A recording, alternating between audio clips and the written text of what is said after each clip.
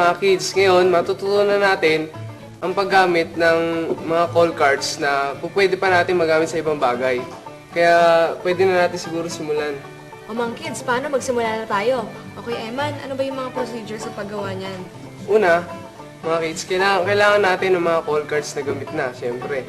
Tapos, kailangan natin ng gunting, styrofoam, tali, stapler, double adhesive tape, at mga colored paper. At syempre pencil. O yun mga kids, nandito na ang mga materials na kakailangan natin. Okay, Eman, simulan natin to. Sige, unang-una, ang gagawin natin, kailangan natin yung mga call cards. Tapos, kunin ang pencils, guhitan natin sa gitna. 2 beses. Na medyo lagyan natin ng distansya. Tapos, kailangan natin yung gunting. Babala sa mga bata, bago tayo gumamit ng gunting, mas maganda, meron tayong kasamang mga mas nakakatanda sa atin.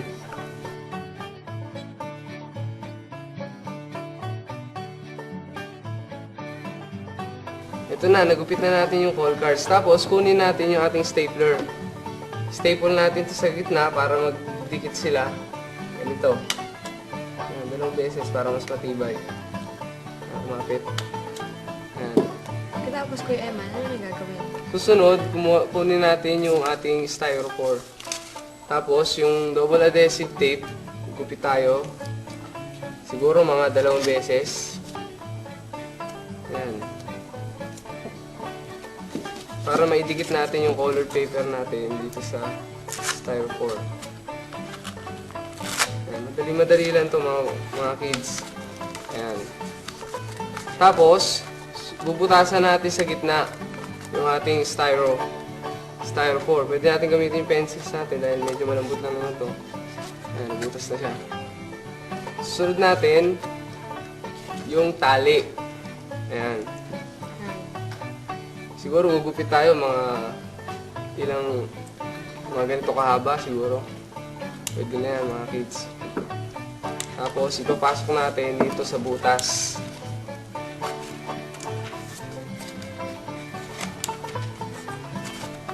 Yan, itatali natin para syempre hindi lumusot sa butas. 2 beses.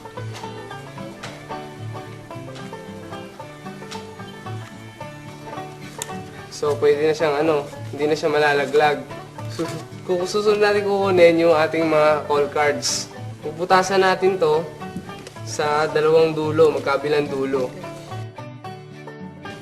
Susunod, ayan, nabutasan na natin yung ating call cards, magkabilang dulo. Kukuha naman tayo ngayon ng ribbon. Tatali natin to sa butas sa isang dulo. Ayan. Isang buhol lang, pwede na yan. Tapos, kukunin na ngayon natin yung styrofoam na dinikitan natin ng colored tape. Susunod, kukunin natin yung styrofoam na dinikitan natin ng colored paper. Tapos, siyempre, may tali na yan. Ilalagay natin yung call cards na binutasan naman natin sa kabilang dulo. Doon naman natin siya itatali. Ganito yan. 2 buhol, pwede na siguro yun. So, ito na mga kids, Ate Rosel, ang dami na natin nagawang wind chime. O nga, Kuya Eman, o mga kids, kung nakinig kayo kay Kuya Eman kanina sa mga sinabi niyang procedures, tsak na magagawa niyo rin ito ng mag-isa dahil napakadali lang, di ba, Janelle? Opo.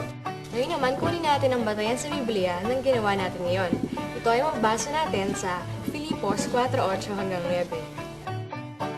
Katapus-tapusan mga kapatid, anumang bagay na katotohanan, anumang bagay na kagalang-galang, anumang bagay na matuwid, anumang bagay na malinis, anumang bagay na kaibig-ibig, anumang bagay na mabuting ulat, kung may anumang kagalingan at kung may anumang kapurihan, ay isipin ninyo ang mga bagay na ito. Ang mga bagay na inyong natutuhan at tinanggap at narinig at nakita sa akin, ang mga bagay na ito ang gawin ninyo, at ang Diyos ng kapayapaan ay sa inyo. Dito sa Kids Craft, sinisiguro namin na lahat ng ating ginagawa ay sinasang-ayunan ng banal na kasulatan. Kaya naman, anumang bagay na pwede pang pakinabangan ay sinupi natin para makagawa pa tayo ng panibagong kagamitan sa pamamagitan ng pagre-recycling. Bago tayo magpaalam, Ate Rosel, gusto ko sanang batiin yung ating pong KKTK International Officer na nandun ngayon sa Apalit, Pampanga. Sige, hi sa inyo dyan. O paano mga kids? Hanggang sa muling pagkita-kita, dito lang sa Kids Craft! Paalam!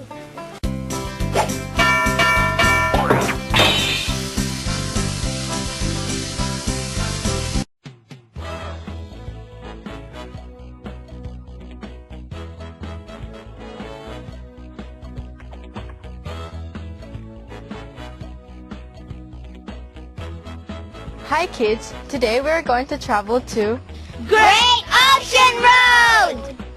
It is an ultimate driving experience.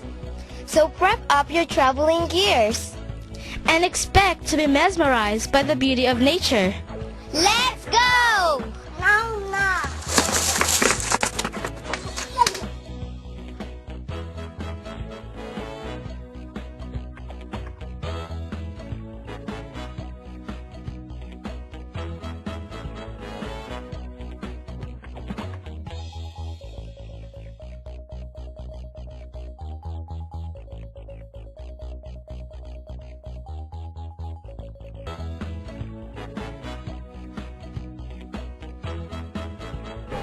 First from Melbourne, we make our way down the Princess Highway to the largest regional city by the bay, Geelong.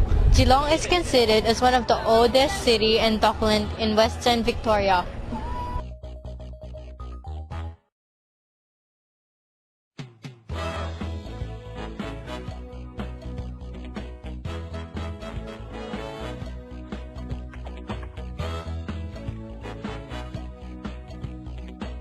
The original settings such as Dockland and the railway itself has been preserved by the Historical Association of the City of Geelong.